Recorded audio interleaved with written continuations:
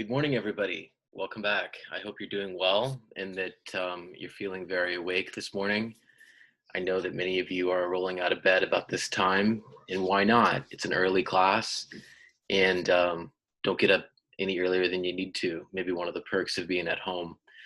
But if you're like me, you're feeling a little bit cooped up, and I actually just heard my neighbor's fire alarm, so I think maybe the pancakes burned, maybe the waffles, but anyway, we are here. We are back. We are ready to get started. We are going to first do a little bit of housekeeping, though. If you go to the chat, you'll find that I shared a new syllabus. This is just slightly adjusted, and we'll go over it together, and I'll highlight some of the small changes. But I'd like you to go ahead and save that and keep a copy of it. You can find it on Cat Courses as well. But definitely grab it right now while you can. Let me go ahead and talk to you a little bit about what changes we made to the course with the remainder of what we have in the course. You'll notice that the only real change is that we're no longer going to address the human dimensions of comparative research, which is scheduled for the 24th on the old syllabus. That really is just kind of a conversational topic that's not very substantive. The reading that I gave you, you can still do if you want, but we won't cover that. Instead, we'll cover voting behavior this week, today and Thursday, and next week we'll cover political culture and attitudes on Monday. And I decided that we don't need 2 days for culture and attitudes because we can cover it in 1 day. And the reading that we'll do for that topic is relatively succinct as well. So you will have, of course, a nice Thanksgiving break. We won't have class on Thursday, the 26th. One change that I made that I want to bring your attention to is that the research paper is now due December 11th. It was previously due December 3rd. I just think that it makes more sense to give you as much time as possible to finish that. And we're also going to talk about that research paper assignment in class. It's come to my attention that there's a little bit of ambiguity in the language in the assignment. We'll go over an example of an approach to that assignment, and we'll talk about it kind of like a workshop the way we did last time for the short paper. And you'll then be in a really good position to finish that, especially with that additional time. So the idea is to give you as much space to finish the assignments. We do have, of course, the final exam, which will be on the 15th. But this is what we have left in the course. We're really coming up to the very end. And this gets us into the last topic, which is political behavior. And we'll talk about that a little bit today, but we'll only introduce it kind of in a cursory way today. Instead, we'll finish up our discussion on elections and electoral systems. But before we continue, I just want to give anyone who has any comment or question a chance to speak. Does anyone have any comments or questions about this?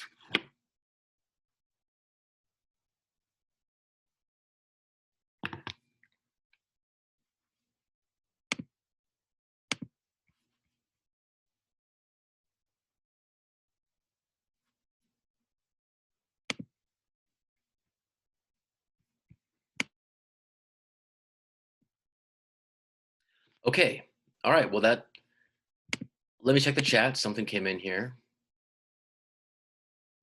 Yes, Efren, you can choose any topic to write about the research paper. I'm also going to talk about this more in coming weeks, but I intend to also allow you to write about the topic that you wrote about for your short paper. And the idea would be that maybe you could extend that short paper hypothesis that you generated near the end, and you could extend that into your research paper. I'm comfortable allowing you to do that because the extension of that earlier assignment would really help you to clarify how the comparative methods work and how you could gather evidence. And by the way, evidence can be historical information and descriptions of what happened as well as numbers. Data is not always quantitative, it can be qualitative as well. But we'll cover all of these issues.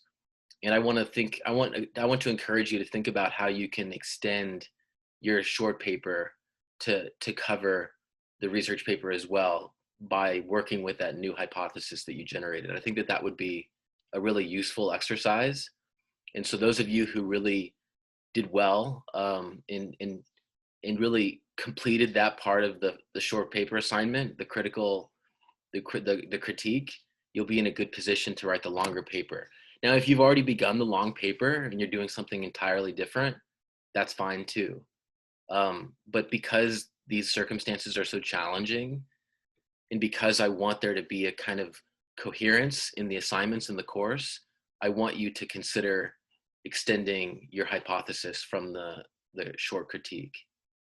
But we'll cover all of these issues, including what counts as data, what counts as relevant empirical information in the coming weeks. And so you will have time to address that and think about those issues in more detail.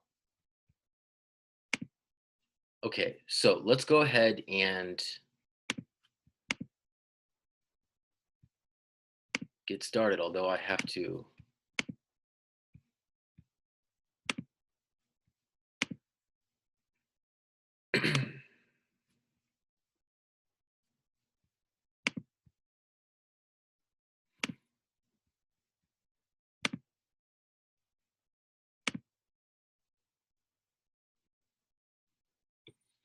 okay, so we're right in the middle of a lecture about the types of electoral systems. And remember that we've begun by discussing majoritarianism.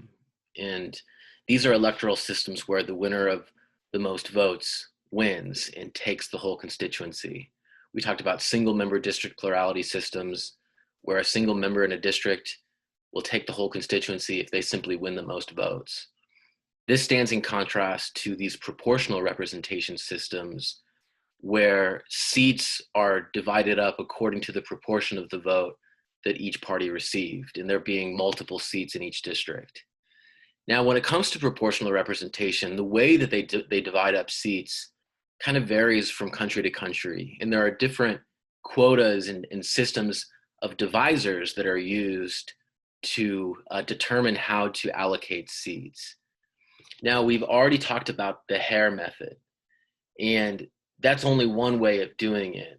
And remember that that involves giving seats to parties according to the proportion of a whole number that they receive, and there then is left over some sort of remainder that then is used to divide up the remaining seats.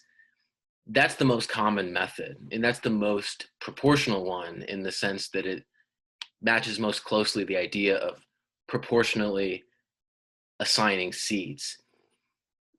A less proportional method is called the D'Hondt system. And this is a method where you basically take each party's vote total and then you divide it by 1, 2, 3, 4, and 5.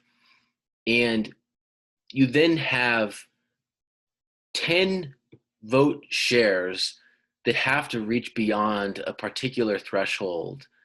And seats are divided up according to how many of those individual shares or numbers each party gets. And so I know this is a little confusing. It's kind of technical the way this works. You begin, for example, with Party A, who has 47,000 votes. Party B, 16,000, Party C, 15,800, Party D, 12,000. And you divide all of these parties' votes by 1, and then the party with the highest number gets the first number in parentheses. And the order in which the seats in the district are allocated follows the parentheses, the parenthetical references for each party's vote total. And so basically the way this works then is you divide each party's totals by a certain number, and then the highest numbers receive the votes according to the order in which they fall from 1 to 10. So this is another way of translating votes into seats in a proportional representation system. Now, this method is less proportional on the whole than the Hare method. And in general, proportional representation systems are not created equal in the sense that some methods are more proportional than others. And so we didn't talk about all these. And in fact, we really just talked about the Hare method and the d'Hondt method. But there are others in between that share some of those same characteristics, but that are just slightly different.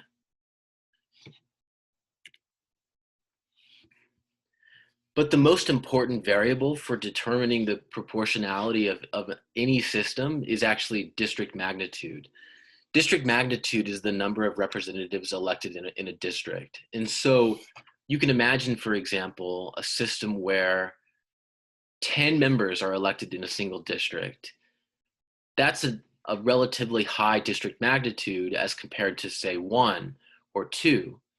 District magnitude can vary a lot, but the idea is that in any multi-member proportional representation system, it's always going to be more than 1. The point is it's a multi-member system where seats are allocated according to the proportion of the vote received. And so what that implies is that there are 2, 3, 4, 5, 6, 7, 8, 9 members per district.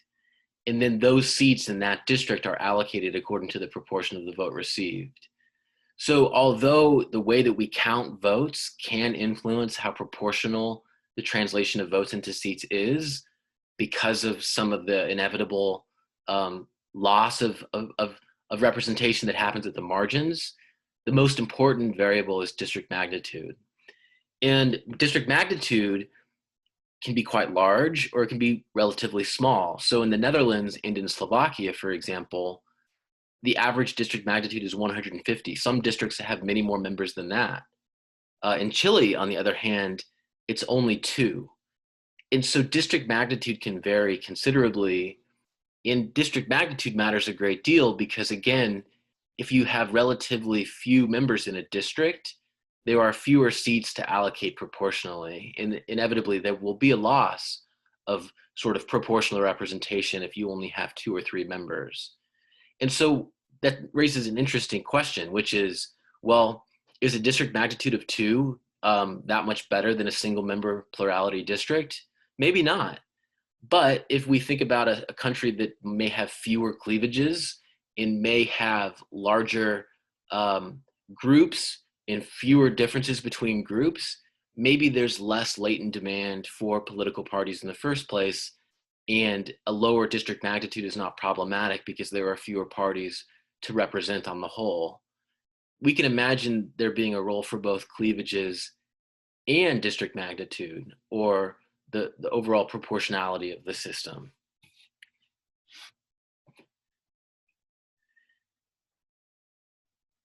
Now, another way of doing proportional representation is what we call using a party list. And this is where, well, first of all, let me clarify. All ballots have a party list.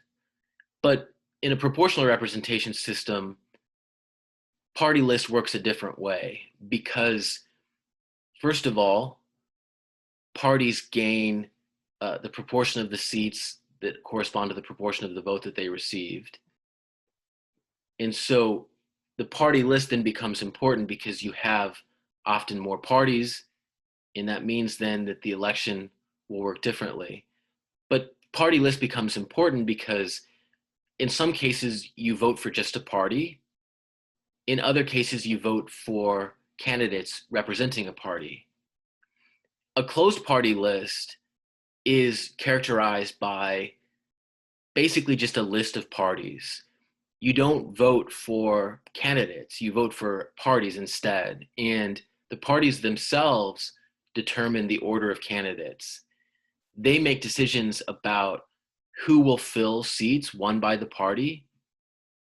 They make decisions about who will remain in office, in effect, by being selected yet again by the party leadership. In these systems, voters are not able to express a preference for a candidate. So even if you like a certain candidate or a certain party member, you're relegated to voting for just a party. And in this way, there's less choice for voters and there's more power for party leaders.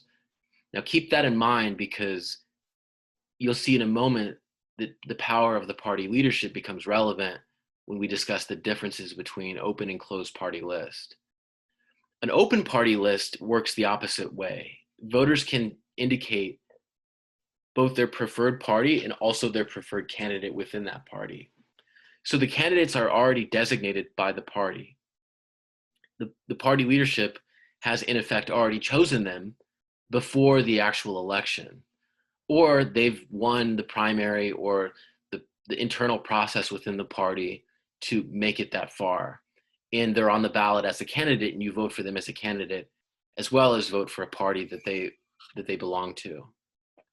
An open party list then gives voters considerably more choice, and it gives you a clearer idea who will actually be in power because you're actually voting for those people. Then there's also what's called a free party list. Voters can have multiple votes, then they can allocate them within a single party list or across different party lines, kind of like a jungle primary, where you can vote not just multiple times, but across multiple party lines.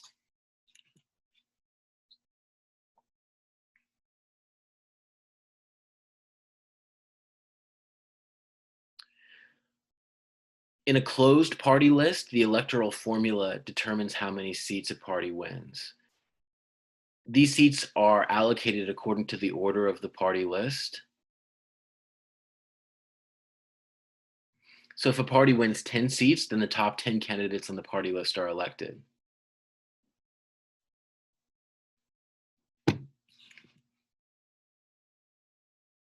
So this is what a closed party list looks like. If you were in Nicaragua in what looks like, I think, either the 80s or the early 90s, you have a choice between a number of different parties. You have a choice between conservative parties, liberal parties, a revolutionary workers' party, communist party, a social Christian party, the Sandinista party, the revolutionary party. You can vote for a party, but the party is going to ultimately decide who will fill the seats that the party wins in the election. And so it's a proportional representation election because there are multi-member districts and seats will go to different parties according to the proportion that they receive, but you don't vote for the actual candidate. You vote for the party. That was also the case in South Africa in this particular election, where you voted for parties. And again, in this closed list system, the party leadership gets to decide who will fill those seats that have been won by the party according to a certain proportion in that election.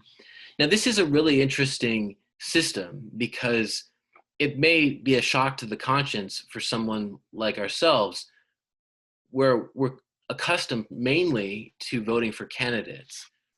And we think about elections as a race between elites, not necessarily a race between parties.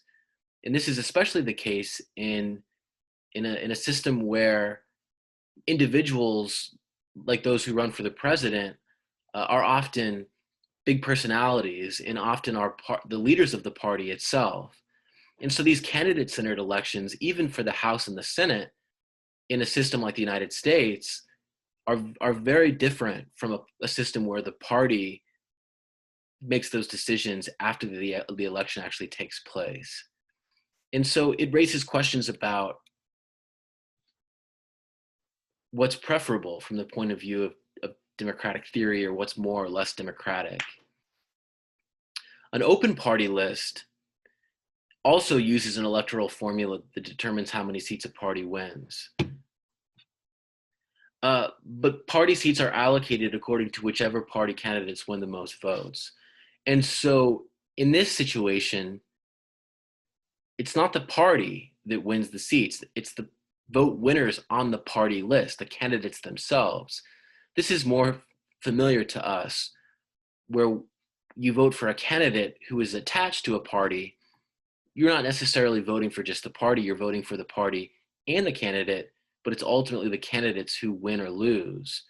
In the top 10 vote winners on the party list, in, for example, a district with 10 members, would be the ones who get elected. Now, it could be that there are 10 members on each party's list, and that in that 10-member district, a single party won the first 10 spots. In that case, all 10 members of that party on that list would be theoretically elected. Now, who would be in which order could vary depending upon who received more or fewer votes. But theoretically, a party can fill all of those seats if they win the entirety of the constituency. More realistically, in a 10-member district in an open party list system, you might have 5 or 6 parties at the most who are competitive and are able to get some share of the vote, maybe above 4 or 5%, and therefore can place whichever of their candidates won, within the parliament according to the share of the vote that they received. And so it's very interesting to think about how the systems differ and how an open party list gives you more choice compared to a closed party list, which gives you less choice and gives party leaders more discretion. So this is what an open party list looks like. You've got parties, of course, Social Democratic Party. This looks like a radical party, Conservative Party, a center Democratic Party, and then looks like a sort of Restoration Party. Each party has an open party list. They've all listed candidates. And this means then that you vote not only for a party, but you vote for candidates as well. And the selection of the candidates will, of course, influence the result, because those winning candidates will take those seats according to the proportion of the vote that they received. And inevitably, some will lose and some will win. But the difference, again, is that you vote for candidates and not parties. And so you're given a choice over who will win and who will lose. Whereas under a closed list system, you actually don't get that choice at all. You might vote overwhelmingly for a particular party.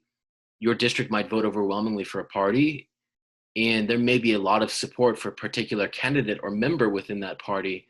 But no matter how overwhelmingly you voted for that party, the party leadership may simply not select that member of the party. And so this is the crucial difference between a closed and an open list system.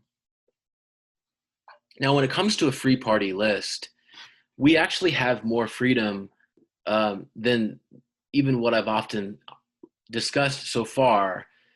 The term panachage is the ability to vote for candidates from different party lists. So even if you're registered as a sort of social democrat, you can vote for a social democrat and a conservative party member, or some other party. Cumulation is the capacity to give more than one vote to a single candidate. So you might be able to register 3 votes for a single candidate in an open list system. Say you've got 10 votes total, maybe you can give 10 votes to a single candidate. You begin to see how with this kind of slight change, the election can be altered dramatically because of the power that you can vest in the hands of individuals who ordinarily would vote once according to maybe our understanding of the world, but in many systems can vote more than once and can give multiple votes to a single candidate. Party seats are then allocated according to whichever party candidates win the most votes. So the winner is always going to be the winner of the most votes. It's just that in some cases, you get to vote more than once and you can vote multiple times for the same candidate. Now, we arrive at a really interesting difference between open and closed party list systems. And this is a difference between high levels of party discipline in countries that have closed list systems and very low levels of party discipline in countries with open list systems. This is borne out in the evidence, and the patterns that we see confirm this difference pretty resoundingly. Now, why might this be the case?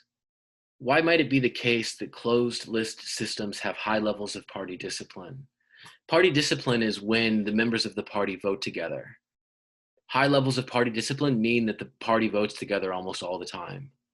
Low levels of party discipline mean that members of the party don't vote with the party regularly, or at least they vote with the party less often than they ordinarily would if party discipline was higher. And so this is really a measure of how much party members vote with the party in legislative roll call voting sessions. So countries with closed list systems have high levels of party discipline. That means in countries with closed list systems, members of the party vote together. But at countries with open list systems have low levels of party discipline. Members of the party don't vote together. And so I want to discuss this with you. Why might this be the case?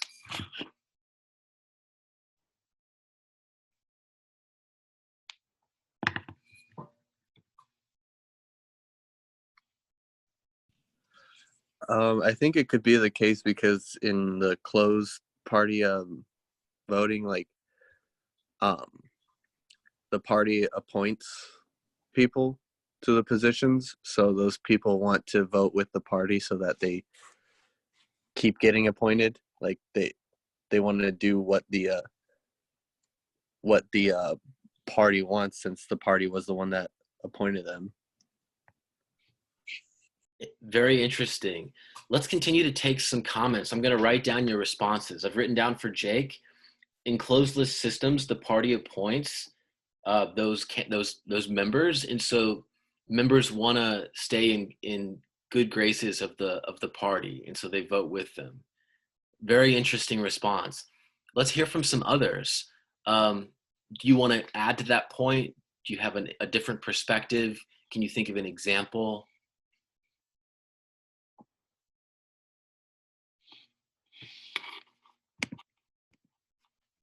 Rady says, closed list countries will have more strong parties because people vote for the party, so the party is the one with the actual political power at the end of the day. On the other hand, open list systems will give the people the right to directly influence the course of the election. People vote for a candidate, not a party. Okay, so Rady says then, a closed list system is party centered because it's the parties that sort of get the attention in the election. And so then the parties will be stronger, individuals will be weaker. And so then parties are better able then to kind of keep their members in line and get them to vote together. Okay, that's an interesting perspective. Let's hear from some others.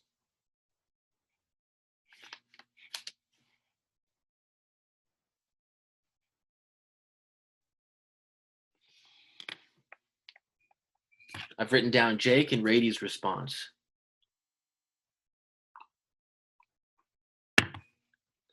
Manuel says, they benefit when electing cohesively in a closed party system. If they win, they retain power. So there's definitely a benefit to sort of staying united, right? There's a political advantage to staying cohesive, as Manuel points out. But wouldn't there be an advantage to staying united in an open list system as well?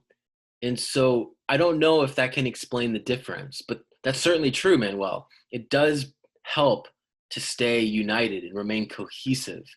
And voting together does contribute to that cohesiveness and that unity that keeps parties bound together and keeps them powerful. I'm writing down Manuel's comment. There's a benefit to party unity. It contributes to party strength.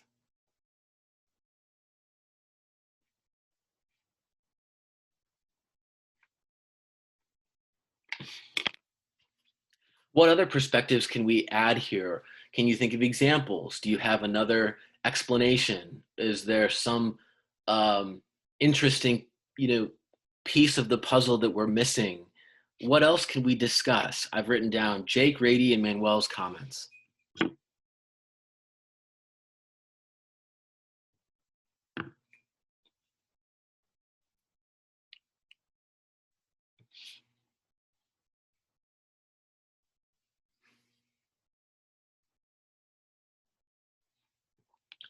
Anna Martha says culturally involve.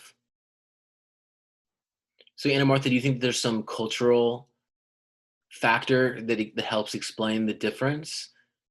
Yes, because this contribute to the united the unity and also the nationalism.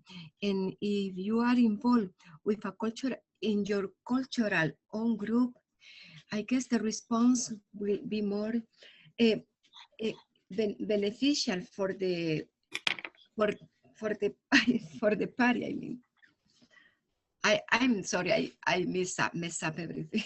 No, no, Anna Martha, it's very clear. It Oh, sounds like there's maybe a benefit for a party of being united and being sort of kind of culturally and socially together. yes, And yes, involved. maybe that comes with those closed list systems, kind of in a way that Manuel talked about the benefits of party unity. Rady says having the freedom to vote more than one time and to place your vote to more than just one individual is just amazing. Yeah, absolutely, right? Because it literally gives you more power. And that's there's something that's really compelling about that. One thing that I think that we often forget about in political science and in politics is that power is created. We create power. It is material and it does have to do with numbers, sure, but you can also create it by giving people more votes, by expanding the size of institutions or bodies that have authoritative decision-making power. We can create power. And so as Rady points out, being able to vote more than once, that's compelling. And that is an example of giving people more power. Now, would that happen here? It's difficult to imagine, right? Because I think that voter turnout affects parties differently, and some parties benefit from lower levels of turnout. It's just a fact.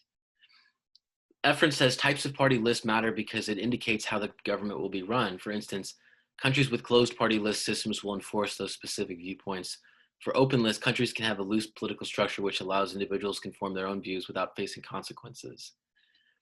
Absolutely, absolutely. So Efren's kind of getting at how closed list systems will involve strong parties that have to enforce specific views because it's the party that decides, right? Not the individual. But open list systems, individuals are running as candidates under a party, but they're running as individuals as candidates. And so they can run sort of as individuals, and they can do so often without facing the same consequences they would in a closed list system. Manuel says in an open list system, it promotes individuality. Everyone can identify with a party but may have differences in opinion on policies. People vote for the varying opinions of the candidate, therefore more incentive to act independently.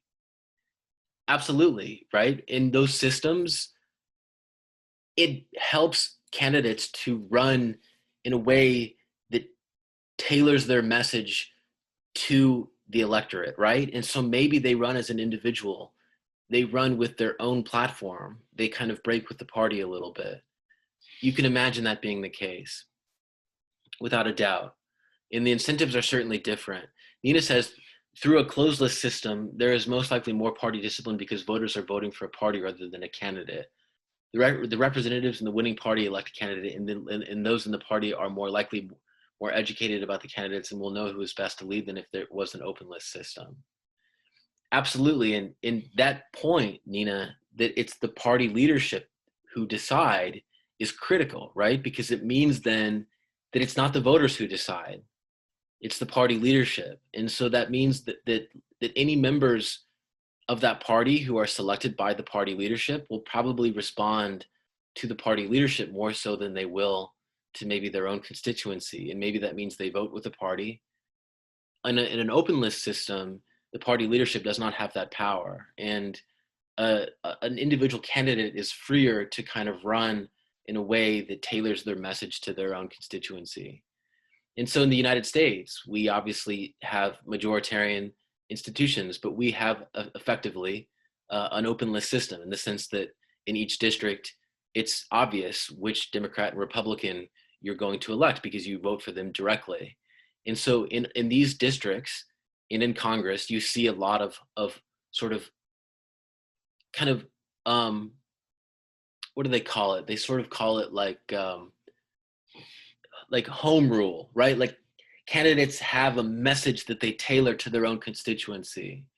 So that example of like Joe Manchin from West Virginia, he's a Democratic senator, but he's basically a Republican. You know, he votes with the Republican Party like a lot of the time. He breaks with his party. But why does he do that? Well, it's because he doesn't have to be that responsive to the party leadership, because he's already the Democrat who's on the ballot and who's running for re-election in his district in West Virginia. And he then is able to represent his constituency, which is obviously sort of, you know, relatively conservative, but kind of moderate as well. And he doesn't have to bow to the party leadership in the Senate in the same way that he would have to if he was being selected after the election by the party leadership. David says, what I get from it is that more diverse groups of nationality in the same country have less discipline in the party, since they are more open to more ideas, while less diverse party groups are more strict. Yeah, I get that, David. But I just don't know if open list systems means that there are more diverse groups. I don't know if that necessarily implies there's more diversity. It might be the case, but it could be that closed list systems are equally diverse in terms of the number of different ethnic groups or religious groups. But it's an interesting idea, and there's certainly, you know, is a logical basis for saying that more complexity and more fragmentation could contribute to less discipline. Take a look at the Peruvian Congress, and you'll see that very quickly. Dozens of parties, and all they can agree on is impeaching the president. They can't otherwise cooperate because there's so much fragmentation in the party system. The reason that this is the case, everybody, is because of the power given to party leaders in systems that are closed list. So think about it this way.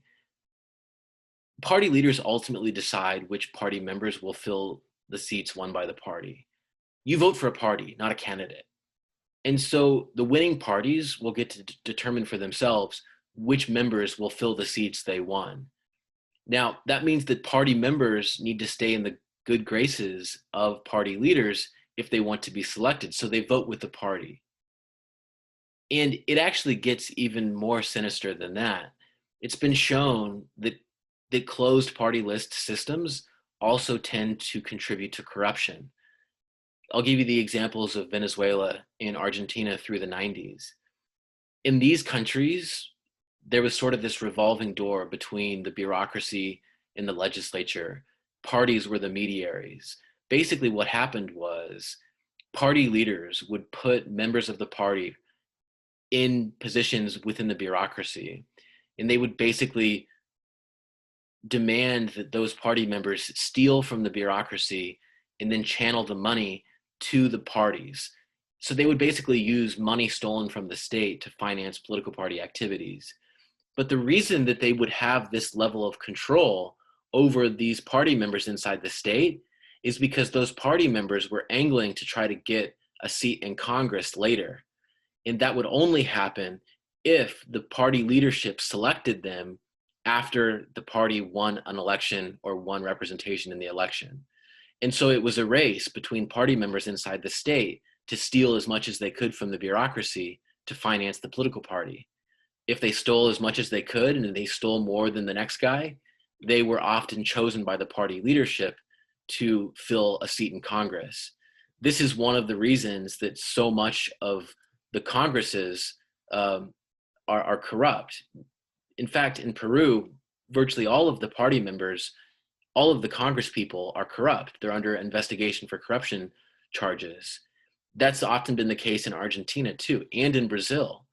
And so in systems with closed list party systems, there's a lot of party leadership power. They have a lot of influence over the behavior of party members, and they're able to get them to do terrible things so that those party members can get seats in Congress. Now, the system is very different if it's an open list system. In that system, candidates can run for themselves. They don't have to run under the umbrella of a party that may or may not choose them after the election. Instead, you vote for a candidate. You don't vote for a party. You vote for a party, but you vote for a party and a candidate. And so then that means that those individuals, those candidates don't have to toe the party line as much as they otherwise would. And so they're able to run more freely. And so consequently, there's less party discipline. They vote less with the party. So that explains a lot of what you see in Latin America. If you're familiar with Latin American countries like Brazil, Venezuela, I don't know enough about the Mexican case, but I think it's similar. Peru. If you know about these countries, you know that the legislators are all corrupt. They're all corrupt. They're thoroughly corrupt. And the reason that they're corrupt is because they often begin in the bureaucracy, and that's how they end up getting in the Congress, because the closed party list system gives the party leadership the power to sort of use them in that way. Pretty interesting stuff. Very sinister, and it shows you that different electoral institutions have very serious consequences, and in certain circumstances they can be lethal. And so in the case of Venezuela, the corruption is so staggering that it contributed to the collapse of the party system in the 1990s, and it paved the way for the collapse of democracy itself. And Venezuela is currently in the grip of a humanitarian crisis that is deepened by the authoritarian regime and its reckless disregard for law and order. And Venezuela is so far beyond even having functional democratic institutions that the type of party list they have doesn't really matter that much anymore. But the situation that they're in began with the kinds of corruption that are made possible by closed list systems. Now, I don't mean to rag on closed list systems so much. The truth is that closed list systems can be useful and don't necessarily contribute to corruption if you have other institutions set up to combat corruption. But if it's a new democracy like Peru or Argentina, and if you have relatively weak institutions and weak or limited accountability mechanisms for monitoring behavior, you're almost certainly likely to get corruption if you give party leadership so much power. Okay, so we've now talked about majoritarian and proportional electoral systems, and we've seen some pretty sizable differences between the two. On the one hand, majoritarian systems give the whole constituency to the winner of the election. Proportional systems are characterized by multi-member districts where seats are allocated according to the proportion of the vote received by each party. These are very, very different systems. And what I want to do now is I want to create a poll and then ask you what type of system we should set up. And it's just like a sort of A or B question, but I hope that we can discuss it as well here in just a moment. So I'm going to create a poll.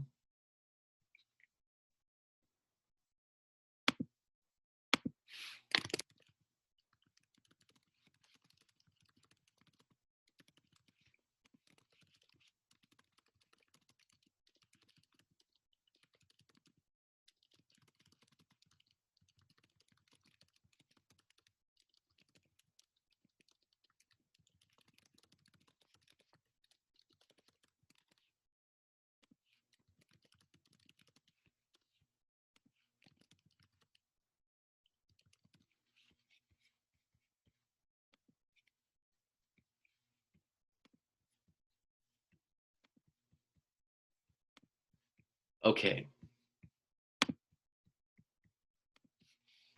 So I've launched a poll, and I'd like all of you to respond. And I hope that you'll take a moment to think about this, and then we can talk about this as a group here in a few minutes. I'm very curious to see your responses.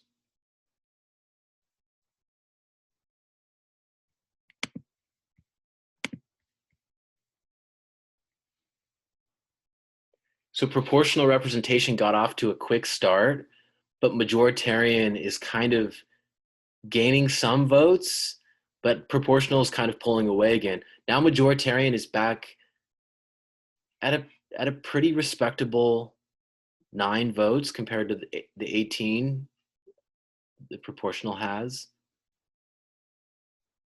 It's pretty close. It's a little bit closer than I thought it would be.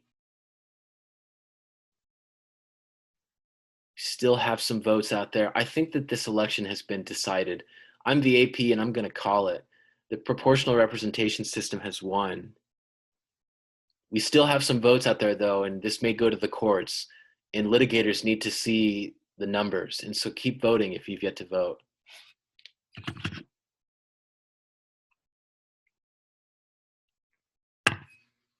You know, I'm curious. I'm interested to see that so far 9 of you have voted for the majoritarian system. That's encouraging. That's encouraging because, you know, usually the proportional runs away with it. Oh, we're getting some more love for majoritarian. 3 votes still out.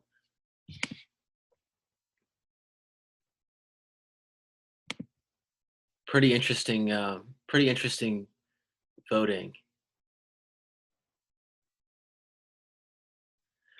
Well, as we vote and as you roll in and roll out, I'd like to hear from some of you.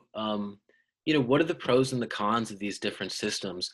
What are the best arguments for and against majoritarianism and in proportional representation systems?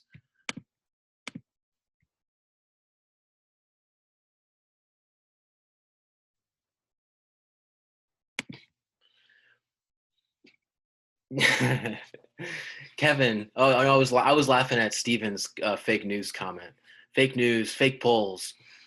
Kevin, if it's truly proportionally, isn't that majoritarian? No, because if it's truly proportional, seats are divided up according to the amount or the proportion of the vote received. Majoritarian gives the whole constituency to the winner of the most votes. And so that means the second place candidate, however many votes they got, however much of the proportion they got, gets nothing. So that's what makes it majoritarian. It's winner take all versus proportional. And is this electoral system in regards to legislative or executive? No, so this would be the legislature.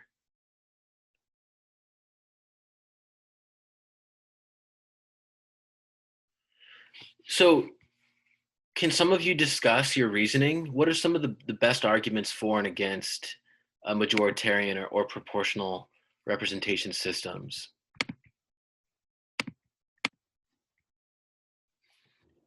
Stephen says, in my opinion, proportional would be a better voting system because this system would allow more people to have their voices heard in government.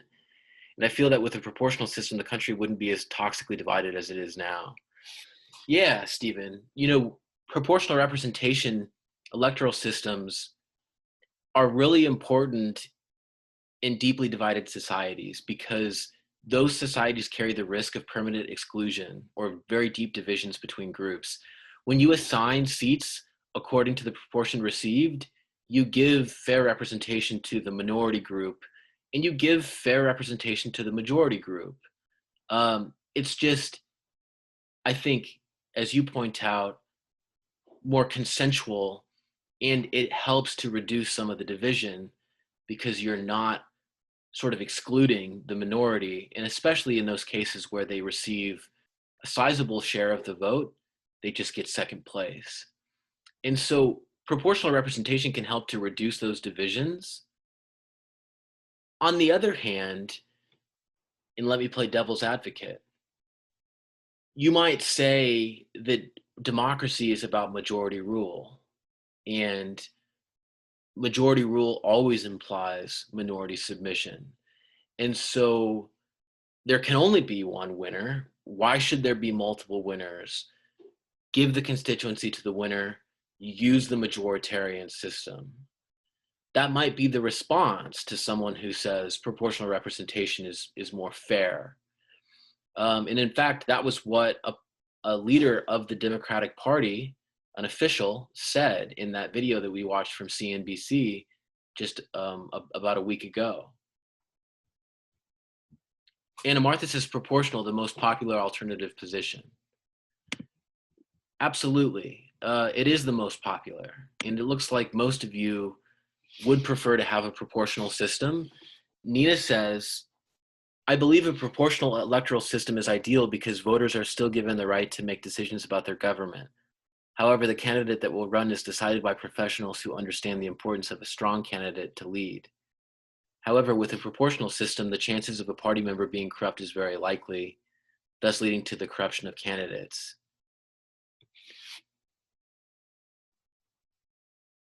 So I think that it's true, Nina, that proportional representation gives voters maybe more choices in the sense that you're voting for effectively multiple members in a district, right? And so in that regard, you sort of have more choices. But I don't know if it's true that proportional representation makes it more likely that the candidates will be corrupt. If we're talking about a closed list system, without a doubt, I think that it's true, as we pointed out, that a closed list system can make members more corrupt. That's true. So maybe it matters what type of proportional representation system we select. Jake says, I generally lean towards whatever puts more power in the hands of the people and less to parties or larger institutions.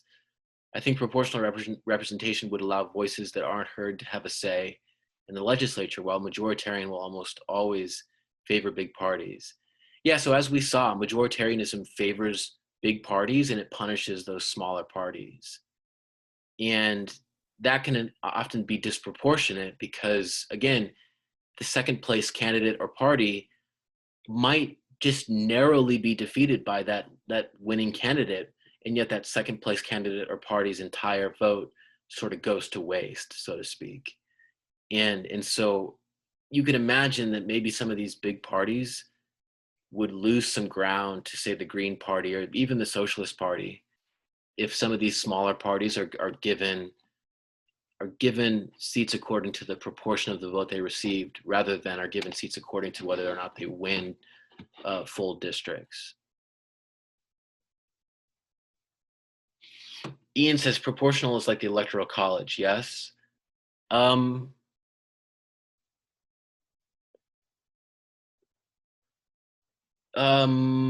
Interesting question. So the Electoral College,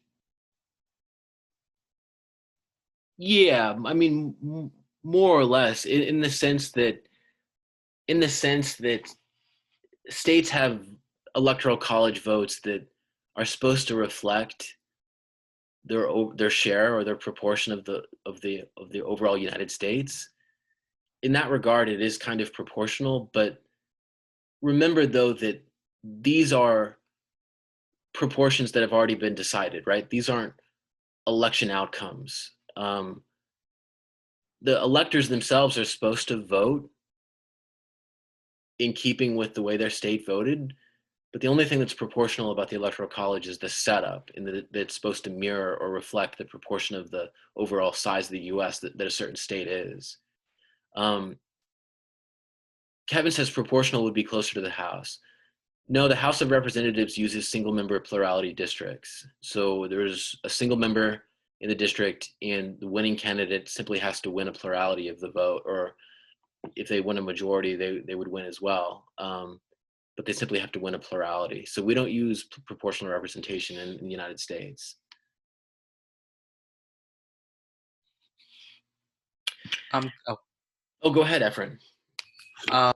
So in my opinion, I think proportional is more of a better system, but also kind of has like a flaw that I realized. So with voter turnout, individuals who are underrepresented or underserved communities can have a fair say and can have an opportunity for any candidates who are not that or well known, can still have a fair share. And it kind of leads up to the third party candidates that for instance, in the 2020 election, there were numerous third party candidates or other candidates. So with the proportional votes, it allows them to also, in general elections, in midterm elections or any type of congressional elections, that allows them to have an opportunity to run. But however, what I saw is that with proportional, I feel like we should also consider if House seats or Senate seats will be changed, because if we have numerous individuals from that region that are being selected, I feel like the House we'll see an increase or a decrease. And yeah. In terms of like the rotation or like the turnover? Yeah.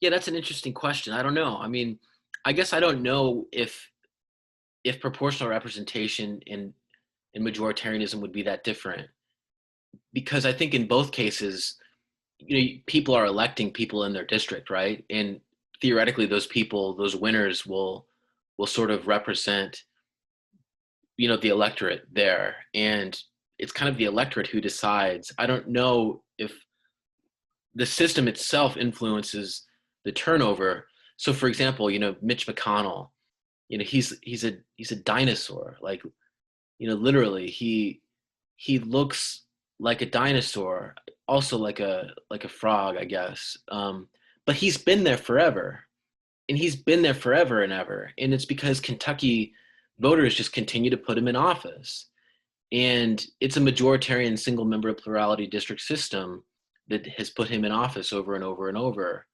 And so, I don't know if there's more or less turnover in either system.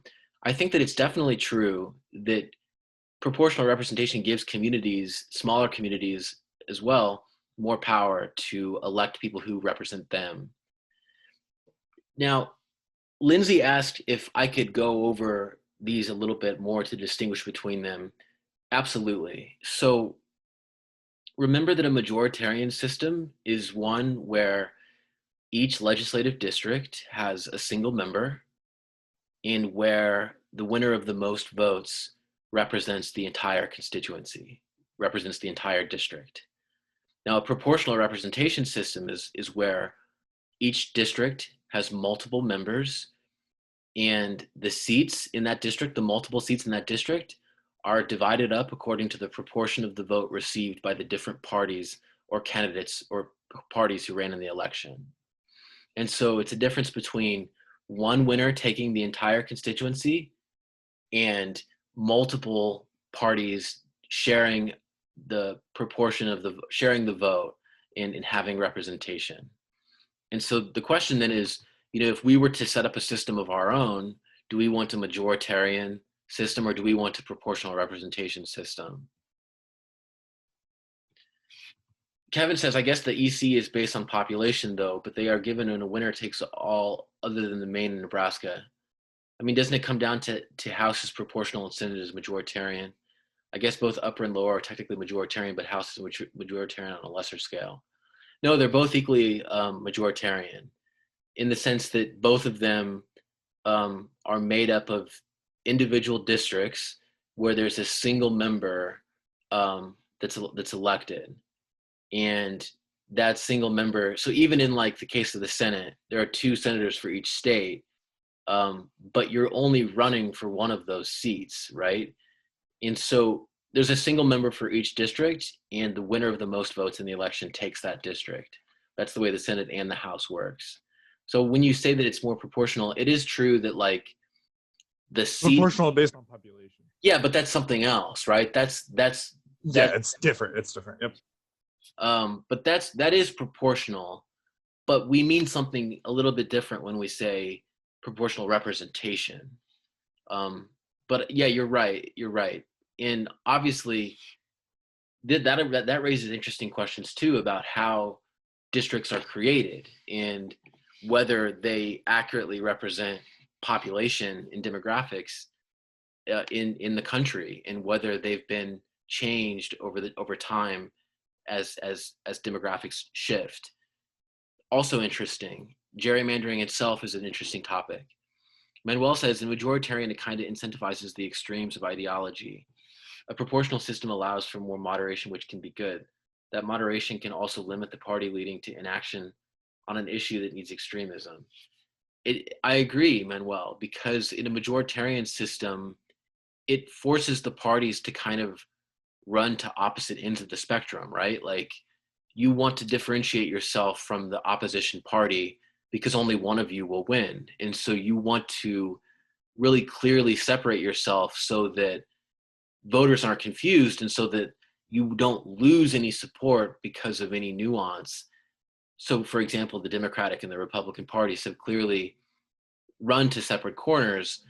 I would argue that there's been a tilt right, but generally speaking, the parties have remained relatively polarized. And it's because the winner-take-all system rewards that and sort of forces the parties to distinguish themselves from each other because only one of them will win, and they want to be as competitive as possible.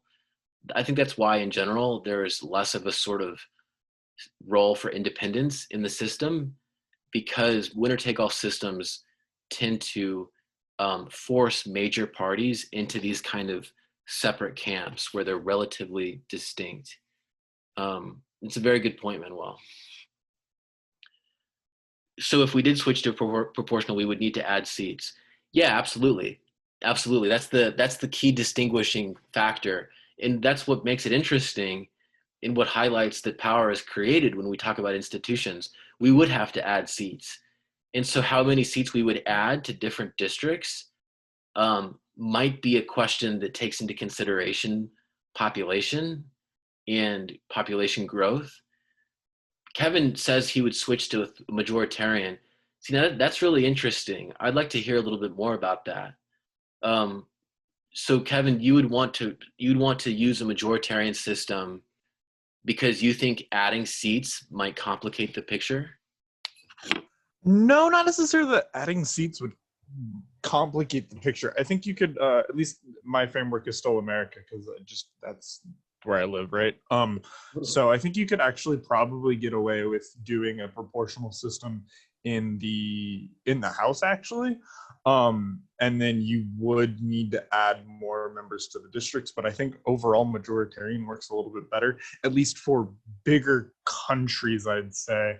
Because if it's a small country, you can't necessarily proportion out a majoritarian districts in order to have a wide range of people with representatives. Because I have like if you think about it, we should all have a state senator and House legislative representative for us, a senator and state that actually are part of the federal government that represent us, and then a president, and then everything else down the line. So I think proportional system would be improved for the House, but I don't think it would work it definitely wouldn't work for the Senate.